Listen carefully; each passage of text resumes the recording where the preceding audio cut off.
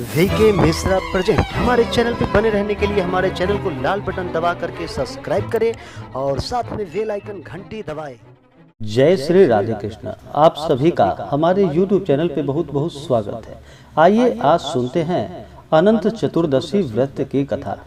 अनंत चतुर्दशी का व्रत हर वर्ष भाद्रपद माह के शुक्ल पक्ष की चतुर्दशी तिथि के दिन अनंत चतुर्दशी का व्रत किया जाता है।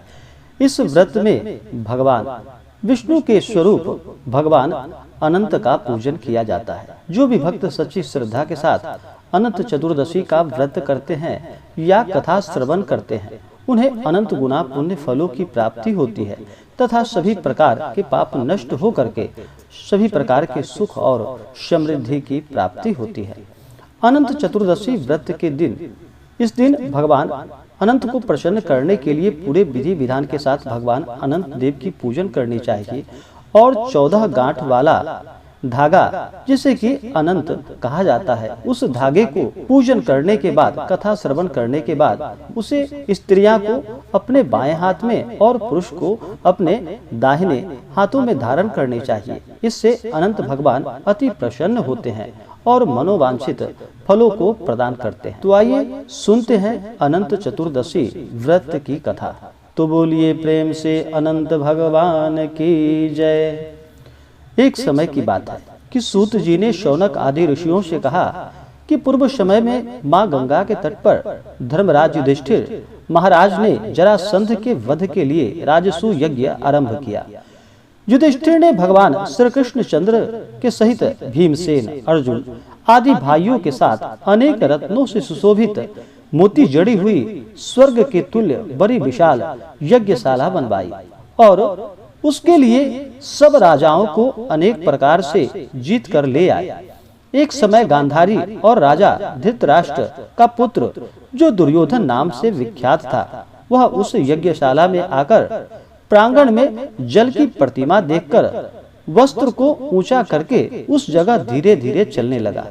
यह देखकर द्रौपदी आदि स्त्रियां हंसने लगी और दुर्योधन आगे जाकर जल को भूमि समझकर जानकर उसमें गिर पड़ा।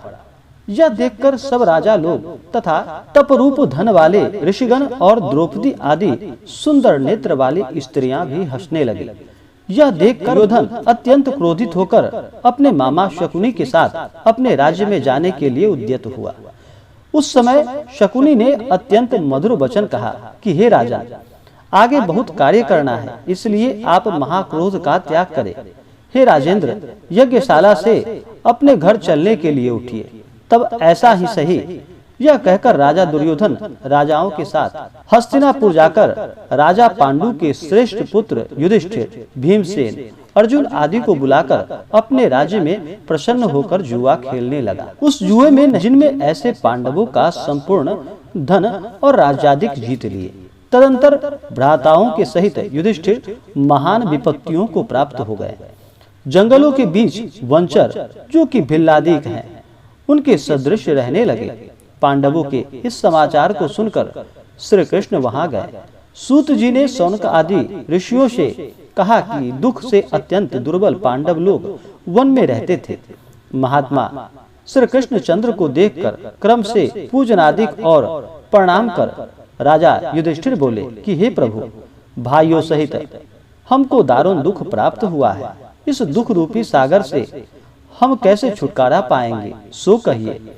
हम कौन से उत्तम देवता का पूजन करें अथवा कौन सा व्रत करें जिससे हमको राज्य मिले। हमारा हित तो आपकी ही कृपा से होगा। ऐसा सुनकर श्री कृष्ण भगवान बोले कि हे युधिष्ठिर, पुरुषों और स्त्रियों के समस्त पापों को नष्ट करने वाला अत्यंत उत्तम एक अनंत नामक व्रत है, जो कि भाद्रपद मास के शुक्ल पक्ष की चतुर्दशी तिथि को होता है। उस व्रत के अनुष्ठान मात्र से संपूर्ण पापों का नाश हो जाता है। ऐसा सुनकर राजा युधिष्ठिर ने कहा कि हे वासुदेव, आपने जो अनंत व्रत कहा है, सो क्या शेषनाग का अथवा अनंत नाम के नक्षत्र का व्रत है या अनंत पर ब्रह्म का यह व्रत है? हे केशव, यह अनंत किस देवता का नाम है, सो सत्य सत्य कहिए।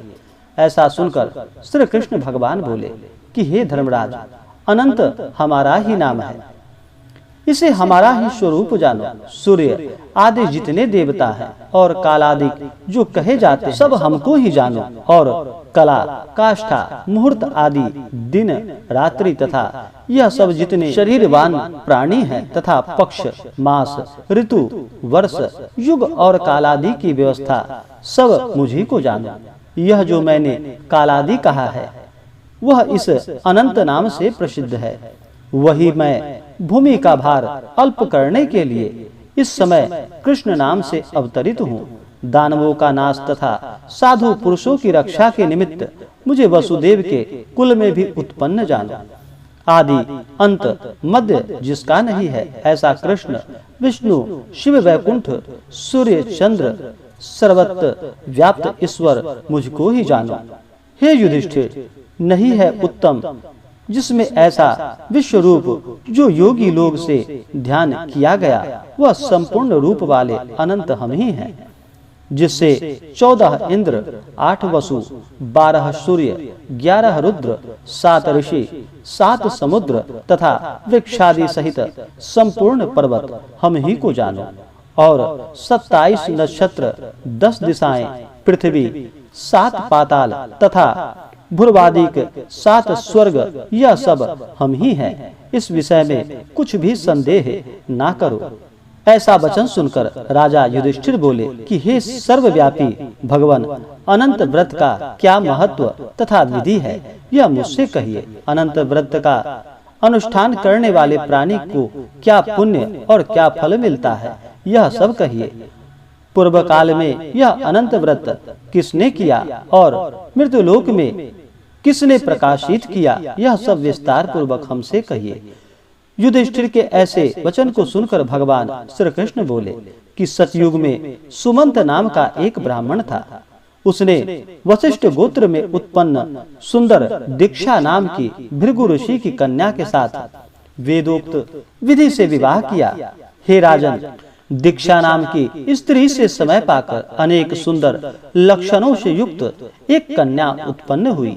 वह शीला नाम की अत्यंत सुशील कन्या पिता के घर बढ़ने लगी। उसकी पतिव्रता माता काल ज्वर के दाह से दुखी हो और नदी के जल में प्राण त्याग कर स्वर्ग को चली गई। तदंतर उस सुमंतु नामक ब्राह्मण ने धर्म नाम की ही एक दुहशीला नाम की कन्या से विधि विधान पूर्वक विवाह किया।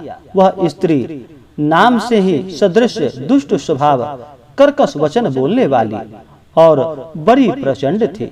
वह शीला नाम की कन्या गृह कार्य करने में बड़ी चतुर थी। वह आंगन, बाहर, दरवाजे के ऊपर और देहली के ऊपर स्वास्तिक, शंख, कमल के नीले, सफेद और काले अनेक प्रकार के चिन्हों को लिखकर देखा करती थी। इसके अनंत इसी तरह बहुत दिन बीतने पर कौमार्यावस्था में प्राप्त वह शीला पिता के घर में बड़ी मंगल देने वाली हुई। उसको देखकर पिता सोचने लगा कि हम यह कन्या पृथ्वी में किस गुणवान वर को दे। ऐसा विचार कर वे दुखी हुए। उसी समय उत्तम वेदांग जानने वाले कौंडिन्य नाम के मुनि कन्या के लिए आए। वे बोले कि तुम्हारी गुण युक्त कन्या से मैं विवाह करना चाहता हूँ। ऐसा सुनकर पिता ने शुभ दिन में ब्राह्मणों में इंद्र तुल्य कौंडिन्य मुनि को अपनी कन्या दे दी।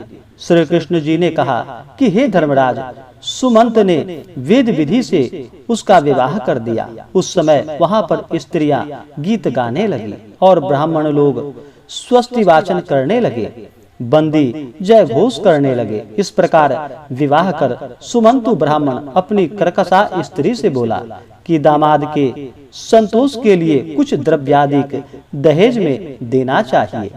ऐसा सुनकर वह कर्कशा क्रोध से घर की शोभा बिगाड़ कर संपूर्ण द्रव्यादिक पेटी में अच्छी तरह बंद कर दामाद से बोली कि आप अपने घर जाइए, हमारे घर में कुछ भी द्रव्य नहीं है। यदि विश्वास न हो तो देख लीजिए। श्री कृष्ण जी ने कहा कि हे पार्थ, ऐसा सुनकर वे मुनि उदास हुए और वह कन्या भोजन से बचे हुए अन्नादि को मार्ग में खर्च करती गई। कौंडिन्य मुनि भी उस सुमंत की कन्या शीला को बैलगाड़ी में बैठाकर शनह शनह यानी कि धीरे धीरे चलने लगे। जाते जाते पुण्यदायक यमुना नदी को देखकर उसके किनारे रथ को खड़ा कर शिष्यों को नियुक्त कर वे स्नान संध्यादि करने गए। मध्याह्न के समय भोजन का समय जानकर रथ से उतर नदी के किनारे उस शीला ने लाल वस्त्र पहने हुए स्त्रियों के समूह को चतुर्दशी के दिन श्री जनार्दन भगवान का पूजन करते हुए देखा। उनके पास जाकर उन स्त्रियों से वह धीरे से पूछने लगी कि तुम लोग यह क्या कर रही हो, इस व्रत का क्या नाम है? ऐसा सुनकर शीला से वे स्त्रियां बोली, यह अनंत भगवान का व्रत है, हम अनंत भगवान को ही पूजते हैं। ऐसा सुनकर शीला बोली कि मैं भी यह उत्तम व्रत करूंगी। इस अनंत व्रत की क्या विधि है और यह व्रत किस प्रकार है? इसमें क्या दान होता है? कौन देवता पूजे जाते हैं? सो मुझसे कहो। ऐसा सुनकर वे स्त्रियां बोली कि हे शीले, उत्तम अनंत को प्रस्थ मात्र 1 से लेकर मालपुआ आदि पकवान बनाकर आधा ब्राह्मण को देवे और आधा स्वयं भोजन करे। फिर कृपणता न करते हुए शक्ति के अनुसार दक्षिणा देवे और व्रत नदी के तीर पर करे और भगवान हरि की कथा सुने। कुशा के शेषनाग को बनाकर बांस के पात्र में रखकर फिर स्नान कराकर मंडप के भीतर भगवान का सविधि पूजन करे। चंदन, पुष्प, धूप, दीप और अनेक प्रकार के नैवेद्य आदि मिष्ठान सहित रखे। उनके आगे मजबूत सूत का डोरा केसर रंग का 14 गांठ देकर बाएं हाथ में बांधे। प्रथम यह स्मरण करे कि हे वासुदेव, नहीं अनंत जिसका ऐसा संसार रूपी महासागर में डूबी हुई मुझका अच्छी तरह उद्धार करो और अपने अनंत रूप में लीन करो। हे सूत्र रूपी अनंत भगवान, आपको बारंबार नमस्कार है। ऐसा स्मरण कर सूत्र रूपी अनंत भगवान को बाएं हाथ में बांधकर स्वस्थ चित्त हो भोजन करे। संसार रूपी अनंत नारायण भगवान का ध्यान तथा भोजन कर अपने घर जाए। हे भद्रे, यह व्रत तुमसे कहा। भगवान श्री कृष्ण युधिष्ठिर से बोले कि हे राजेंद्र, प्रसन्न चित्त से ऐसा व्रत विधान सुनकर वह शीला भी सुंदर डोरे को हाथ में बांधकर व्रत करने लगी।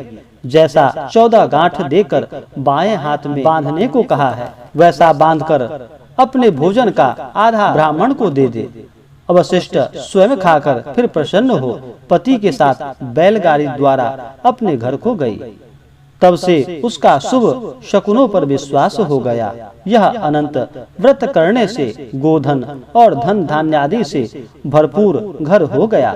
वह सोने में ग्रथित माणिक्य और मोतियों के हारों से भूषित और अतिथि पूजन में सर्वदा व्याकुल रहती थी। सुख से रहकर वह मणि युक्त करधनी तथा मोतियों की मालाओं से अलंकृत घर में पति के साथ उत्तम वस्त्र पहनकर सावित्री के समान शोभित होने लगी। किसी समय पति ने बैठी हुई शीला के हाथ में बंधा सुंदर डोरा देखा और शीला से बोला कि हे शीले, डोरा क्या तूने मुझे वश में करने के लिए बांधा है? इसका कारण कहो। ऐसा सुनकर वह शीला बोली कि जिसके प्रसाद से संपूर्ण धन धान्य संपदा मनुष्य को मिलती है, वही यह अनंत हमने धारण किया है। भगवान श्री कृष्ण ने कहा कि लक्ष्मी के मद में अंधा होकर शीला के ब्राह्मण पति ने शीला के वचन सुनकर उसकी बाह के डोरे को जल्दी से तोड़ दिया और अनंत कौन है ऐसा कहते हुए पाप कर्म करते हुए मूर्ख ने डोरा अग्नि की ज्वाला में डाल दिया। उधर शीला व्याकुल होकर हाहाकार करती हुई दौड़ी। उसने डोरे को लेकर दूध में डाल दिया। इस पाप कर्म से उसकी वह लक्ष्मी नष्ट होने लगी। गौ आदि चोर ले गए, घर में आग लग गई, सब धन नष्ट हो गए। जो जिस तरह धन आया था उसी तरह फिर चला गया। इसी तरह कुटुंब में भी कलह होने लगी। उसके साथ संसार में कोई बातचीत नहीं करता था। वह शरीर से अति संतप्त हो गया और मन से भी दुखी रहता था। बड़े भारी दुख को पाकर कौंडिल्य मुनि ने अपनी पत्नी शीला से कहा कि हे शीले, एकाएक उत्पन्न इस शोक का क्या कारण है? मैं दुखी हो गया हूँ और मेरा संपूर्ण धन नष्ट हो गया है। स्वजनों से कलह होते हैं और मुझसे कोई बात नहीं करता है। शरीर में नित्य ज्वर आदि ताप रहते हैं। चित्त में बड़ा ही खेद होता है। इसका क्या कारण है? तुम जानती हो तो मुझसे कहो, क्या उपाय है जिससे मेरा भाग्य अच्छा हो? ऐसा सुनकर सुंदर स्वभाव वाली शीला पति से बोली कि अनंत फेंकने के पाप कर्म से यह सब हुआ है। हे महाभाग, उसके लिए उपाय करे, तब फिर सब ठीक हो जाएगा। ऐसा उसके कहने से वह ब्राह्मण मन से हरि भगवान की शरण में गया। इसके अनंत वह कौंडिन्य मुनि खेद को प्राप्त हो वन को गए। वहां से उत्तम ब्राह्मण वायु का भक्षण कर तप करने की इच्छा से उस परमेश्वर का ध्यान करते हुए सोचने लगे कि जिसके प्रसाद से मुझे धनाधिक मिला और उसके अपमान करने से मैं निर्धन होकर कष्ट को प्राप्त हो गया, मुझको अतिशय दुख देने वाला धनाधिक हुआ। ऐसे चिंतन करते हुए गहन वन में घूमने लगा। वहीं पर फला फूला एक आम का वृक्ष देखा। वह ऐसा था कि जिस पर एक भी पक्षी नहीं था और करोड़ों कीड़े थे। उसने आम के वृक्ष से पूछा कि कहीं अनंत भगवान को देखा है तो सो हे सौम्य मुझसे कहो, मेरे चित्त में अतिशय दुख है। यह सुनकर वह आम का वृक्ष बोला कि हे ब्राह्मण, मैंने अनंत भगवान को नहीं देखा। यह सुनकर वह दुखी होकर चल दिया और अनंत भगवान को कहाँ देखेंगे, ऐसा विचार करता हुआ घूमने लगा। इतने में बछड़े सहित गौ को देखा जो वन के मध्य में इधर उधर दौड़ रही थी। भगवान श्री कृष्ण ने कहा कि हे पांडव, वह ब्राह्मण गौ से बोला कि तुमने अनंत भगवान को देखा हो तो बताओ। इसके बाद गौ बोली कि हे कौंडिन्य, मैं अनंत भगवान को नहीं जानती हूँ। इसके बाद आगे जाकर घास पर बैठे हुए वृषभ को देखकर उसने पूछा कि हे गौपति, तुमने अनंत भगवान को देखा है? बैल बोला कि मैंने अनंत भगवान को नहीं देखा। इसके बाद आगे जाकर बड़ी सुंदर दो पुष्करणियों को देखा। उन बाबलियों का जल इसमें से इसमें और इसमें से उसमें आता जाता हुआ अनेक प्रकार का कल्लोहल करता हुआ और कमल, कल्हार, कुमुदिनी आदि के पत्तों से युक्त होकर शोभायमान हो रहा था। भ्रमर, हंस, चकोर, बगुल आदि पक्षियों से सेवित उस पानी को देखकर ब्राह्मण ने उन दोनों पुष्करणियों से पूछा कि तुम लोगों ने अनंत भगवान को कहीं देखा है? यह सुनकर वह दोनों पुष्करणियां बोली कि हे द्विज, हमने अनंत भगवान को नहीं देखा। आगे जाकर उसी तरह एक हाथी और एक गर्दभ को देखा। उन दोनों से भी ब्राह्मण ने पूछा कि क्या आप लोगों ने कहीं अनंत भगवान को देखा है? ऐसा पूछकर ब्राह्मण निराश हो उस जगह पर बैठ गया। हे राजन, वह कौंडिन्य जीवन से निराश हो बड़ा विकल होता हुआ बहुत गर्म उधर श्वास लेकर भूमि पर गिर पड़ा। फिर वह ब्राह्मण होश में आकर हे अनंत, ऐसा कहते कहते उठकर चित्त में यह निश्चय करता हुआ कि अब मैं जरूर प्राण को त्याग दूंगा। भगवान श्री कृष्ण ने कहा कि हे धर्मराज, उस ब्राह्मण ने प्राण देने के लिए वृक्ष में फांसी लगा ली। उसी समय दयार्द हृदय अनंत भगवान भी प्रत्यक्ष हो वृद्ध ब्राह्मण का रूप धारण कर बोले कि यहाँ आओ। यह कहकर उस कौंडिन्य का हाथ पकड़कर गुफा में ले गए। उस गुफा में कौंडिन्य मुनि ने एक नगर देखा जिसमें बड़े ही स्वरूपवान स्त्री पुरुष विद्यमान थे और शुभदायक दिव्य सिंहासन पर भगवान बैठे थे, जिनके अलग बलग शंख, चक्र, गदा, पद्म और गरुड़ शोभायमान हो रहे थे। कौस्तुभमणि धारण किए, वनमालादि अनेक प्रकार के आभूषण धारण किए हुए विश्वरूप अनंत भगवान को उस कौंडिन्य मुनि ने देखा। अतिशय प्रकाशमान स्वरूप वाले भगवान को देखकर उसने आगे ऊंचे स्वर में बोला कि हे प्रभु आपकी जय हो। ऐसा कहकर तथा प्रणाम कर बोला कि हे नाथ, हे पुंडरीकाक्ष, हम पाप रूप पाप कर्म करने वाले, हमारे आत्मा पाप रूप है और हम पाप से ही उत्पन्न हैं, रक्षा करें। आप मेरे संपूर्ण पापों को हरने वाले हैं। उस मुनि का वचन सुनकर अनंत देव भी बड़े कोमल वचन से बोले कि हे विपेंद्र, मत डरो, जो तुम्हारे मन में हो सो कहो। ऐसा सुनकर कौंडिन्य ऋषि बोले कि हे प्रभु, मैंने धन से उन्मत्त हो अनंत का डोरा तोड़ दिया। उस पाप कर्म से मेरा धन नष्ट हो गया। घर में अपने कुटुंबियों से कलह होता है, जिस कारण मुझसे कोई बात भी नहीं करता। इस तरह दुखी हो आपके दर्शन की इच्छा कर मैं वनों में भटक रहा हूँ। हे देवेंद्र, आपने कृपा कर अपना दर्शन दिया। अब मुझ पर दया करके उस पाप की शांति का उपाय कहिए। श्री कृष्ण भगवान बोले कि हे युधिष्ठिर, भक्त से प्रसन्न हो देवता क्या नहीं देते। ऐसा उत्तम ब्राह्मण का यह वचन सुनकर अनंत भगवान कहते हैं कि हे कौंडिन्य, तुम विलंब मत करो, अपने घर जाओ और भक्ति से 14 वर्ष तक अनंत का व्रत करो। इससे संपूर्ण पापों से छूटकर पुत्र पौत्र को उत्पन्न कर इच्छित भोगों को भोग कर उत्तम सिद्धि को प्राप्त करोगे। अंत में मेरा स्मरण कर मुझको बिना संदेह प्राप्त कर सकोगे। हम संपूर्ण लोकों के कल्याण के लिए तुमको वरदान देते हैं। यह शीला का अनंत व्रताधिक श्रेष्ठ आख्यान और कल्याण करने वाला अनंत व्रत जो प्राणी सुनकर किया करेगा, वे शीघ्र पापों से छूटकर परम गति को प्राप्त होंगे। अनंत देव ने कहा कि हे ब्राह्मण, मेरे पास जिस मार्ग से तुम यहाँ आए हो उसी मार्ग से जल्दी से घर को जाओ। ऐसा सुनकर कौंडिन्य मुनि बोले कि हे स्वामी, मैं जो पूछता हूँ सो बतलाइए। जंगल में घूमते घूमते मैंने कुछ कौतुक देखा था। हे जगत गुरु, वह कहिए। वह आम का वृक्ष कौन था? वह गौ कौन थी? वह वृषभ कौन था? और कमल कुमुद कहलार से सुशोभित परम सुंदर बड़े जंगलों में मैंने 2 पुष्करणियां देखी थी, सो क्या थी? वह गधा कौन था? वह हाथी कौन था? और उत्तम वृद्ध ब्राह्मण कौन था? अनंत देव बोले, वह आम वृक्ष वेद विद्या को अच्छी तरह जानने वाला ब्राह्मण था। उसने शिष्य को विद्या नहीं दी, इसलिए वह वृक्ष हुआ।